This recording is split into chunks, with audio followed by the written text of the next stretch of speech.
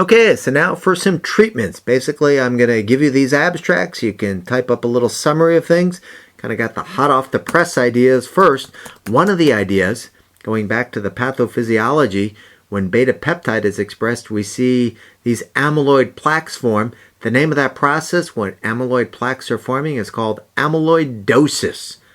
And it was thought that maybe one of these new drugs, I can't even pronounce this particular drug's name, was given that it might actually be able to reduce the amyloidosis formation.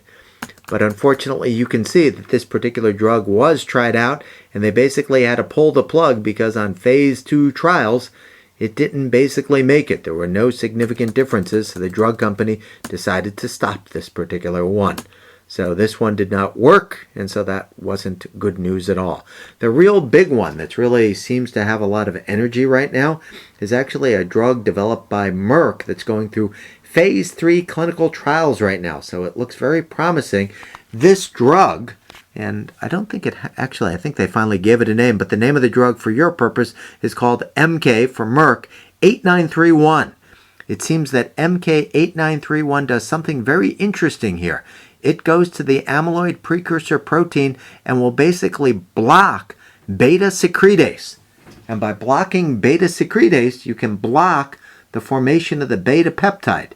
And if this can really do a job, this would be just tremendous news, because this could actually stop the pathophysiology of Alzheimer's disease from basically forming. So that would indeed be very good news. So hopefully this will end up having a positive impact and actually stopping things before they start. The other drugs that you mentioned in some of your discussion board postings, 2 drugs, actually one of the main drugs out there is something called Aricept. It's an acetylcholine drug. So let me share with you a little bit on that. I actually have Roman numeral 3 here with the current products. Acetylcholine is very linked to Alzheimer's disease, low levels of acetylcholine. Unfortunately, the drug Aricept and some of the others don't do a whole lot to really stop that, but let me share with you the idea behind it. We know that to make acetylcholine, it's made, it's synthesized, it's stored, it's released from the vesicles, and then it binds. After acetylcholine binds, there are 2 ways to inactivate it. One is by reuptake, and the other is by an enzyme destroying it. Well, as it turns out, if you wanted to increase the amount of acetylcholine in the synapse, one of the simplest ways you could help that is to take the enzyme that destroys acetylcholine and block it. And that's exactly what Aricept does. It blocks the enzyme. The name of the enzyme is called acetylcholinesterase, ASE, and Aricept basically blocks that enzyme. And so by blocking that enzyme, it's actually considered an acetylcholine agonist. It increases the amount of acetylcholine in the synapse, and that does seem to help the equation a bit. The reason it doesn't help more is because that's at the end of the pathophysiology. It's not going to fix anything like the drugs for asthma and depression do, because the pathology is going to continue there. So this is how Aricept and the other drugs in that class work. They help out a bit. And then if you go down and look at the abstracts, you can see phase 3 clinical trial, Rogers, Duty, some others here. They gave it. It seemed to help people with the memory tasks. Next abstract, I think down the list, memantine. Memantine is actually working at a different level of things. It seems that another drug or another neurotransmitter that's kind of out of whack here is our good friend back from LTP, long-term potentiation glutamate. What's unique is it seems that for Alzheimer's disease, there seems to be too much glutamate working.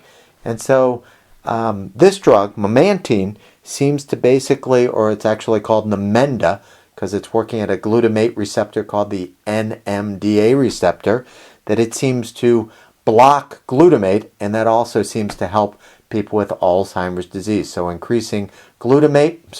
decreasing glutamate and increasing acetylcholine seem to help. I think even these 2 drug companies now have a combination pill where you can take both of those in one situation. So those are the current drugs. They don't really help a great deal because they're really at the end of the psychopharmacological pathway. Hopefully this Merck drug is going to do good things. Last but not least here, I wanted to share with you some of the other products that have been tried and failed. It was thought 10, 15 years ago that maybe what we could do is stop the inflammatory process. So maybe non-steroidals, maybe aspirin would actually help. But if you look at this Cochrane database review, most of these non-steroidals, no evidence that they actually really help. So just taking an ibuprofen or two a day or taking an aspirin, there's no real research to document that that is actually going to be useful. A Cochrane review is the most highest form of evidence-based ideas. Another very interesting idea was that maybe estrogen would be neuroprotective. Women going through menopause, maybe hormone replacement therapy would protect the cells because it's thought that estrogen might help out acetylcholine. So the National Institute of Health, working through the Women's Health Initiative memory study, gave a big pilot project and started it off. And as you can see, they actually had to stop the trial because it was actually causing a lot of problems here. So there's no research to really support that even hormone replacement therapy is going to be useful. Next one here, statins. Statins are actually an advanced form of products that are actually useful for heart disease. They've done some studies with that. Remember I said that, apolipoprotein E4 is related to LDL. So maybe if you're taking statins for heart disease, it can help with dementia. Once again, the idea is, yes, that idea might be true, but clinical trials haven't actually revealed a useful impact for that. So they've tried a lot of things. There are basically 27 research centers around the country. UVA is one of them. A lot of good clinical trials going on. You might want to access the site, or if you know people who need help, have them go there, and that could be a good place to get involved in some of the up-and-coming clinical trials. But nothing really good yet. Hopefully this Merck vaccine or this Merck product is going to have a positive impact. Last but not least, I wanted to go into this idea of diagnosis of Alzheimer's disease. How do you actually diagnose somebody? And that's been a real problem for many years. Up till about 10 years ago, the only way to really diagnose somebody was at the autopsy. Basically look for the plaques and tangles in the brain. That was the only way. There were some other very simple paper and pencil tests that were used. You could use one of them is called the Mini Mental State Exam, MMSE, which basically asks you a bunch of memory-based questions. And if you don't do well, that might be a sign of a problem here. Now, the one they tend to use, and I think I put it at the end of the outline, is the AD8, where they actually ask caregivers and people around the individual what kind of memory problems are happening. But it's basically a paper and pencil method there. What you can see under this Roman numeral 5 diagnostic issues, the national government has been very concerned about this issue of how to diagnose things. So they've actually given a lot of money to it's called the ADNI studies, ADNI. Can we actually do something in the brain to see what's going on in the brain? So they're piloting a lot of things out.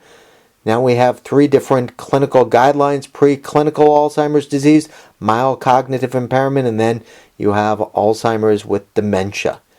The big substance that has really made a big breakthrough here, one of the 27 research centers around the country, was Pittsburgh. And a researcher there named Bill Klunk came up with the big idea here. He was actually able to create a substance, and he called it Pittsburgh Compound P, where people who took this particular substance, it seems to specifically stain amyloid plaques in the brain. So now at least we have something to diagnose Alzheimer's disease with. This Pittsburgh substance P can really stain specifically in the brain, and it really maps very well to Alzheimer's disease stages that people go through. So now at least we have this. We're trying to come up with more markers for this, and hopefully this will be of use. So Alzheimer's disease does cause serious problems for people. It's got its big impact because of some of the psychological issues. Hopefully my presentation here explains a little more of the neurobiology to you, and it makes some sense. So thank you all very much. Good luck typing out your outline and notes. I know I've covered a lot for these 3 specific topics, but hopefully you'll learn a lot, get a lot of time to put these together, and can send me a draft or 2. Thanks everyone. Bye-bye.